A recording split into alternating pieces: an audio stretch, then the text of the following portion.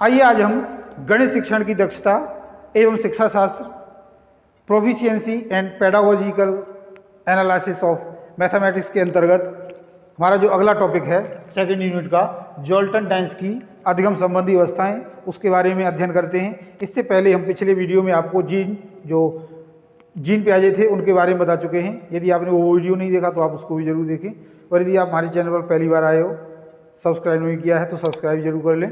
तो आइए शुरुआत करते हैं जॉल्टन डाइन्स की अधिगम संबंधी अवस्थाएं।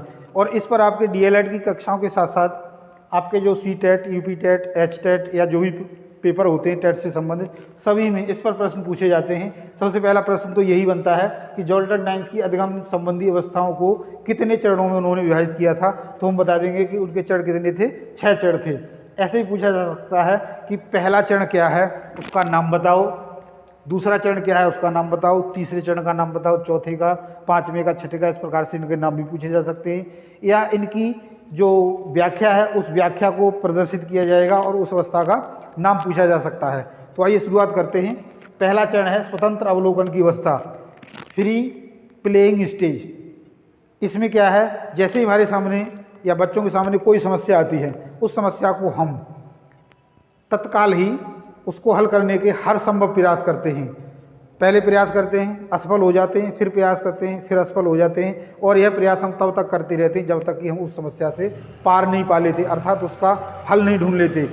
तो ऐसा करते करते वास्तव में हमारा जो मस्तिष्क है उस समस्या को गहनता से देखने लगता है, उसके हर पहलू को देखने लगता है, और हमारा जो दिमाग है, हमारा जो मस्तिष्क है, वह उस समस्या के हर पहलू को अच्छे से समझने लगता है।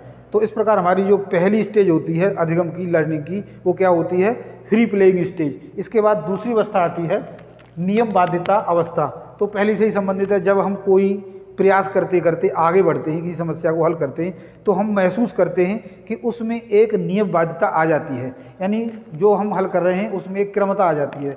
उसी क्रमता को हम एक नियम बना सकते हैं, कोई नियम का नाम दे सकते हैं। जैसे मान लीजिएगा हम अपने क्लासरूम में कोई खेल बना सकते हैं, और क्लासरूम में बच्चों से कहते हैं कि सभी बच्चे एक त्रिभुज बनाएं। सभी बच्चे त्रिभुज बनाएंगे, और त्रिभुज बनाने के बाद फिर हम उनसे कहेंगे कि सभी बच्चे अपने अपने जो त्रिभुज बनाए हैं उनको, जो कोण हैं उनको मापें। तो मापेंगे, फिर उसके बाद हम उनसे कहेंगे कि आप इनको जोड़िए। जब सभी बच्चे जोड़ेंगे, एक बच्चे से हम पूछेंगे कि आपके कोणों का योग कितना है, तो 180 बताएगा। हम दूसरे कोने पर बैठे बच्चे से पूछेंगे, वह भी 180 बताएगा।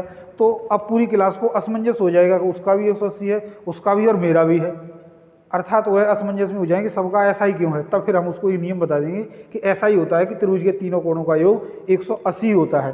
तो हम इसमें क्या है, इसको नियम बाध्यता का नियम कह सकते हैं। यानी बच्चों को अब हम हल कराने की जो प्रयास या त्रुटि विधि है उससे हम नियम बाध्यता पर आ जाते हैं। पहले उनको नियम लिखा देते हैं, फिर उस नियम के आधार पर हम उनको सिखाते हैं, कुछ उदाहरणों के द्वारा उनको सिखाने की कोशिश करते हैं। तीसरी अवस्था है तुलनात्मक अवस्था या कंपेरिजन स्टेज। इसमें क्या है, जैसे हम बच्चों को विभिन्न प्रकार के खेल खिलाते हैं, और विभिन्न प्रकार के खेलों को अब हम अपने क्लासरूम में उस पर कंपैरिजन कर सकते हैं, तुलनात्मक चर्चा कर सकते हैं। एक ही खेल को विभिन्न प्रकार की सामग्रियों द्वारा एक नियम के तहत खिला सकते हैं। तो जब बच्चा एक ही नियम को अलग अलग खेलों पर लागू किया जाता है, तो वह आसानी से उन खेलों की संकल्पना है उसको हमारे गणितीय संकल्पना से आसानी से जोड़ सकता है, और वह यह सीख जाएगा या जान जाएगा कि हमें वास्तविकता को समझाया जा रहा है।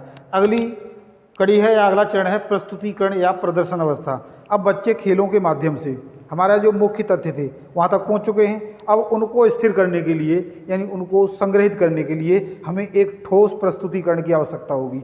एक ठोस प्रस्तुतिकरण के द्वारा हम उनको स्थिर कर सकते हैं। इसके लिए विभिन्न प्रकार के चित्रों का सहारा ले सकते हैं, कोई भी सारणी बना सकते हैं, कोई भी निर्देशांक दे सकते हैं। उसके द्वारा हम अपने बच्चों में हमने जो तथ्य उनको सिखाए हैं उन तथ्यों को संग्रहित या उनको लर्न करा सकते हैं।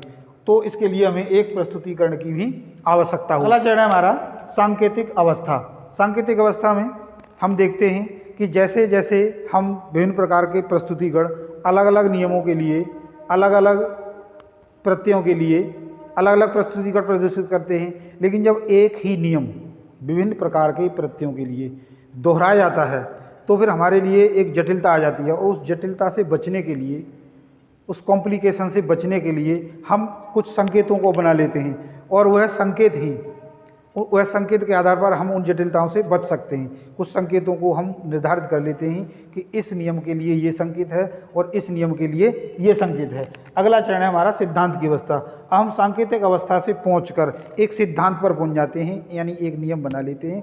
जैसे पाइथागोरस प्रमेय है, पहले उस पर विस्तार से अध्ययन किया गया, उसके बाद निष्कर्ष निकाला गया कि किसी भी समकोण त्रिभुज में जो कर्ण का वर्ग है शेष दोनों भुजाओं पर बने वर्गों के योग के बराबर है, या अर्धवृत्त में बना कोण समकोण होता है, एक ही वृत्तखंड में बड़े सभी कोण समान होते हैं। तो अब हम क्या है, सिद्धांत पर पहुंच जाते हैं, एक स्टेटमेंट पर पहुंच जाते हैं कि यह इसका ही नियम है और इसके द्वारा हम इसको प्रदर्शित कर सकते हैं। तो इस प्रकार हमने जोल्टन डाइन्स की 6 अवस्थाओं का अध्ययन किया। कल यानी अगले चरण में हम आपसे फिर मिलते हैं इससे अगले टॉपिक के साथ। तो आज के लिए इतना ही, धन्यवाद। थैंक्स फॉर वॉचिंग खूब मैथमेटिक्स क्लास।